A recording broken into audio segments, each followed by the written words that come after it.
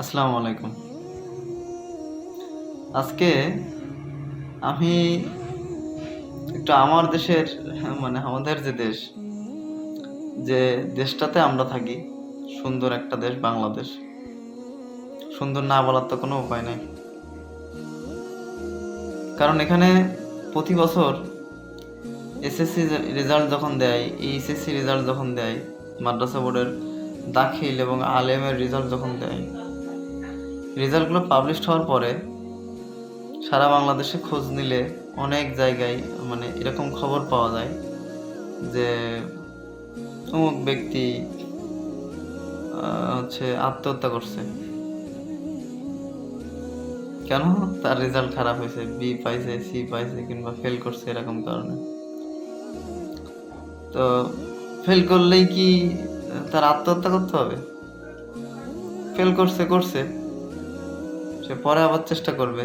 এরপরে যে জিপিএ 5 পায় নাই, কিংবা যে আসলে অতটা ভালো রেজাল্ট করতে পারে নাই, তার ব্রেনটে এই সাইকোলজি কে ঢুকাইছে যে সে প্লাস না পাইলে তার জীবন শেষ?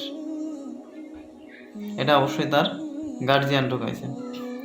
যদি তার গার্জিয়ান তাকে বলতো যে ঠিক আছে, সান্ত্বনা দিত যে ঠিক আছে, তুমি যেটা পাইছো এটা আলহামদুলিল্লাহ ভালো, এটাতে সন্তুষ্ট থাকো, আমরা খুশি আছি, পরবর্তীতে তুমি অন্য একটা পরীক্ষার চেষ্টা করো, তুমি এসএসসিতে খারাপ করছো, তুমি ইন্টারে একটু চেষ্টা করো ভালো মতো। একই সাথে আমরা দেখলাম যে বিভিন্ন নিউজ পোর্টালে নিউজ হয়েছে যে আপনার সারা বাংলাদেশের 226টা মাদ্রাসায় মোট শিক্ষার্থীর কোনো শিক্ষার্থীই পাশ করেনি। একটা মাদ্রাসায় 10 জন শিক্ষার্থী ছাত্রছাত্রী মিলে তারা কেউ পাশ করেনি। এখন আমার কথা হলো, এই বছর মানুষ অনেক অভিযোগ করতেছে যে এটা শিক্ষামন্ত্রী দোষ, কিংবা বিভিন্ন মন্ত্রী, কিংবা শিক্ষা খাতে যারা কাজ করে তাদেরকে দোষ দিচ্ছে, কিংবা যারা খাতা দেখছে সেই সমস্ত স্যারদেরকে দোষ দিচ্ছে। আমার কথা হলো, তাদের দোষ দিচ্ছি ভালো কথা। আপনাদের যাদের খাতায় সমস্যা, আপনারা খাতা কল করেন। আপনারা যারা যারা মনে করতেছেন যে আমার রেজাল্ট ভালো হওয়ার কথা কিন্তু আমার নাম্বার কমাই দিছে, আপনি বোর্ড চ্যালেঞ্জ করেন। আপনি একজন স্টুডেন্ট হিসাবে আপনার সক্ষমতা থাকলে, আপনার ক্ষমতা থাকলে আপনি বোর্ড চ্যালেঞ্জ করেন, করে আপনার রেজাল্ট যেটা লিগ্যাল সেটা আপনি বুঝে নেন। একই সাথে আমি শিক্ষা অফিস, কিংবা শিক্ষা মন্ত্রণালয়, কিংবা শিক্ষা অধিদপ্তরকে আমি বলতে চাই, আপনারা কি করেন? আপনারা এই যে 226টা মাদ্রাসা প্রতিষ্ঠানে সহ আরও অন্যান্য হাই স্কুল, কলেজ লেভেল অনেক প্রতিষ্ঠানে টোটালি কোনো প্রতিষ্ঠান পাশ করে নাই। আপনারা টোটালি যেখানে কোনো একটা প্রতিষ্ঠানে কোনো ছাত্রছাত্রী যদি পাশ না করে, সেই স্কুলে যারা মাস্টার, যারা হেডমাস্টার, যারা সহকারী শিক্ষক, যারা আইসিটি শিক্ষক, তারা কি পড়াইছে? তারা জনগণের ট্যাক্সের টাকায় বেতন নিছে না? বেতন নিছে তো, মাস গেলে বেতন তুলছে তো, বাজার করছে তো। তো সে তার কি দায়িত্বটা পালন করছে যে তার দায়িত্বর এত সুন্দরভাবে দায়িত্ব পালন করার কারণে তার প্রতিষ্ঠানের কোনো শিক্ষার্থী পাশ করলো না?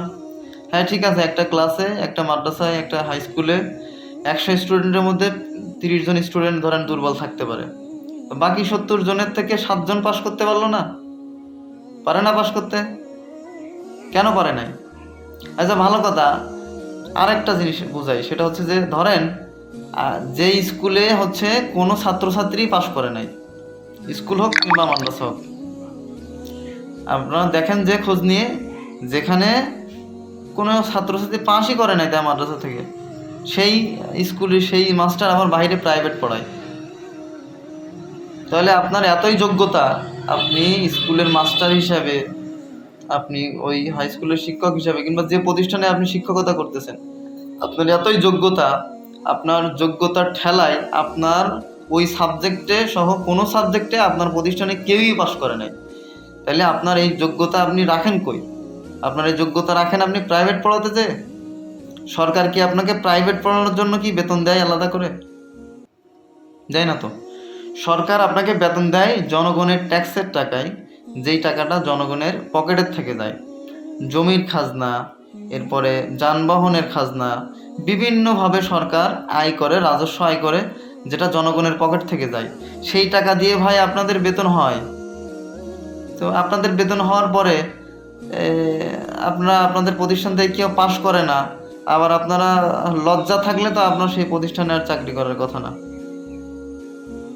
এবং শিক্ষা মন্ত্রণালয়ের কাছে আমার প্রশ্ন যে ভাই, আপনারা যখন দেখতেছেন যে এই সমস্ত শিক্ষা প্রতিষ্ঠানগুলো সারা বাংলাদেশে অমুক অমুক জায়গায়, অমুক অমুক জেলায়, অমুক অমুক বিভাগে এই সমস্ত শিক্ষা প্রতিষ্ঠানগুলো টোটালি কেউ পাশ করে নাই, তাহলে আপনারা পরবর্তী সালে আবার পরীক্ষার আগে আপনারা কি এমন পদক্ষেপ নিছেন যে পদক্ষেপের কারণে সেখান থেকে যারা গত বছর টোটালি পাশ করে নাই এবছর 10 জন পাশ করছে?